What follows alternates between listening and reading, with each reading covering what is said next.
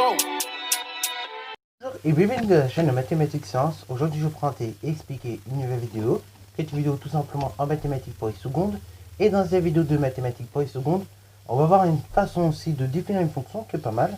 C'est tout simplement avec un programme de calcul ou bien un algorithme de calcul.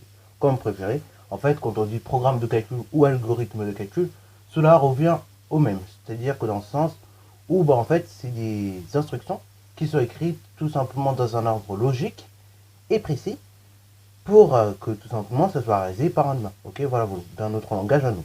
Ok, donc du coup on vous dit ici que vous avez A et B qui sont deux fonctions qui sont définies par les programmes de calcul suivants. Et on vous demande à chaque question d'appliquer ces algorithmes de calcul à 5 et à moins 2. Ok, ensuite d'écrire A de x et B de x. Ok, voilà, voilà. Donc A de x ça correspond à la fonction pour le programme A et B de x correspond à la fonction pour le programme B. Et ensuite, déterminer les éventuels antécédents de 9 par A de x. Ok, voilà, voilà. Donc je laisse mettre la vidéo en pause et ensuite on va tout simplement corriger. Voilà, voilà. Sur ce, c'est parti mon kiki. Alors donc, déjà oui, on va rappeler ce que c'est vite fait un algorithme. Et justement, je vous parlais de programme de calcul. Ok, alors algorithme et programme de calcul, ça, en fait, c'est la même chose dans le sens où justement un algorithme c'est quoi? C'est tout simplement une liste d'instructions qui est donnée dans un ordre logique et de façon rigoureuse, ok, de sorte à ce que tout simplement ça puisse être exécuté. Ok, si vous voulez, un algorithme c'est une traduction d'un langage, de ce qu'on a écrit, ok, de ce qu'on a écrit dans un langage informatique en langage concret. Ok, voilà, voilà. Et donc ça c'est écrit dans un ordre logique et concis, de sorte à ce que tout simplement on puisse exécuter les choses pas à pas. Ok, voilà, voilà. Un algorithme, ce qu'on appelle également un programme de calcul, c'est quoi? C'est tout simplement en fait une machine qui est capable de transformer un nombre en un autre nombre, ok, un nombre de départ en un résultat. Et un algorithme de calcul, c'est un peu ça, c'est-à-dire que tu lui rentres un nombre de départ à l'aide des instructions que tu as écrites dans un ordre logique et clair, et tout simplement ça va donner également un résultat. Ok, donc c'est pour ça que quand on dit algorithme de calcul et justement programme de calcul, ça revient au même. Ça prend des choses. Deuxième des choses, l'algorithme, vous pouvez très bien le traduire dans un langage de programmation. Ok, et donc justement, un programme informatique, cette traduction de votre algorithme, c'est-à-dire de cette liste claire et nette d'instructions que vous aurez mises dans l'ordre qu'il faut, ok, en un langage informatique. Ok, donc ça peut être Java, ça peut être Python notamment que vous utilisez beaucoup en seconde, ça peut être également Scratch comme on utilise au collège. Ok, vraiment, quand vous avez un programme informatique, en fait c'est tout simplement la traduction de ce que vous voyez là, mais dans un langage informatique. Ok, par exemple ces deux programmes, si je veux les écrire avec du Python, je les écrirai comme ça. Ok, voilà, voilà. Donc par exemple pour le programme A, ça se traduirait en A égale float input saisir un nombre. Ok, voilà, voilà. Ensuite je reviendrai à la ligne, j'écrirai B est égal dans ce cas là tout simplement 2 étoile étoile A. Ok, voilà, voilà. Bon, le mieux c'est quand même de l'écrire tout simplement de la façon suivante, c'est-à-dire A étoile étoile 2. Ok, voilà, voilà, pour que ça fasse bien le calcul. Et enfin dans un troisième temps, pour vous dire de multiplier par 3, et tout simplement on dirait que dans ce cas là c'est égal tout simplement à B étoile, donc juste une seule étoile, 3. Ok, voilà, voilà. Ça, c'est la façon dont on l'écrirait avec tout simplement Python. Ok, voilà, voilà. Après, si on devait l'écrire avec Scratch, ça ne donnerait pas exactement la même chose. Ok, et encore moins si on devrait l'écrire avec un tableur. Ok, voilà, voilà. Parce que oui, en soi, un tableur, c'est également un langage de programmation. C'est-à-dire que des instructions comme celle-ci, avec un tableur, on va les écrire différemment. On va les écrire avec le langage de programmation qui est le tableur. Alors, du coup, on va commencer par appliquer ces algorithmes de calcul à 5 et à moins 2. Donc c'est parti mon kiki. Donc on va commencer par le programme A. Et donc on va commencer avec le 5. Donc on nous demande de choisir un nombre. Donc ici notre nombre c'est tout simplement 5. Ensuite on le lève au carré. Donc ça nous donne 5 au carré. Ce qui donne 25. Et après on nous dit de multiplier par 3. Donc ainsi ça va être 25 pardon. Qu'on va multiplier par 3. Et donc ça va donner 75. Ok. Donc là ici la valeur de sortie. La valeur qui est donnée par cet algorithme c'est 75. Alors donc on va faire de même avec le nombre moins 2 pour l'algorithme de calcul A. Donc dans ce cas-là, moins 2, c'est le nombre de départ.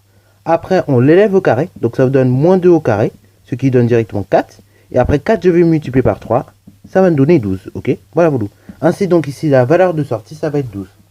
Voilà, donc là on a déjà fait on a donc appliqué l'algorithme de calcul avec 5 et moins 2 sur le programme A. Ok, donc on va faire la même chose, les mêmes calculs, mais cette fois-ci avec le programme B. Ok, donc du coup, le nombre de départ ici, ça va être tout simplement 5. Ok, voilà, voilà. Après, le 5, on nous dit de multiplier par 3, donc ça a donné 5 fois 3, qui est égal à 15. Et ensuite, on nous demande de l'élever au carré, donc ça va être 15 au carré, qui est égal à 225. Ok, ainsi, donc 225, c'est la valeur de sortie.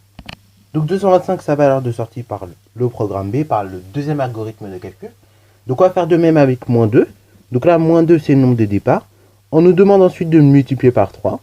Donc moins 2 fois 3, ça va donner moins 6. Et après moins 6, je vais donc l'élever au carré. Et donc moins 6 au carré, ça va nous donner tout simplement 36. Donc là, pareil, 36, c'est la valeur de sortie. Alors, du coup, deuxième question, on nous demande donc d'écrire A de x et B de x.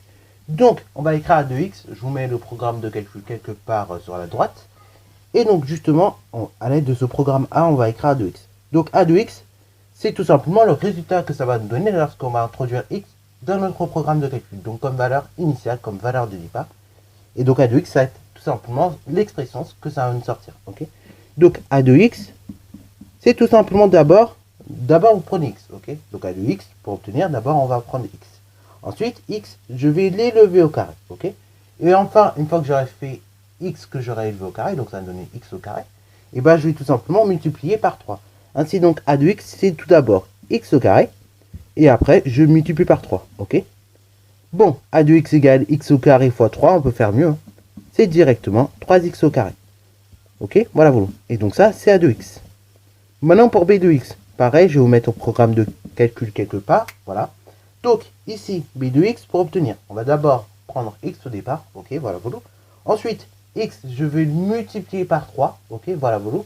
Et ce 3x là, ce 3 multiplié par x, tout ça, je vais l'élever au carré, ok. Donc ça va donner que B de x, c'est directement 3x, le tout au carré, ok, voilà, voilà. Autrement dit, je fais 3x fois 3x si vous préférez.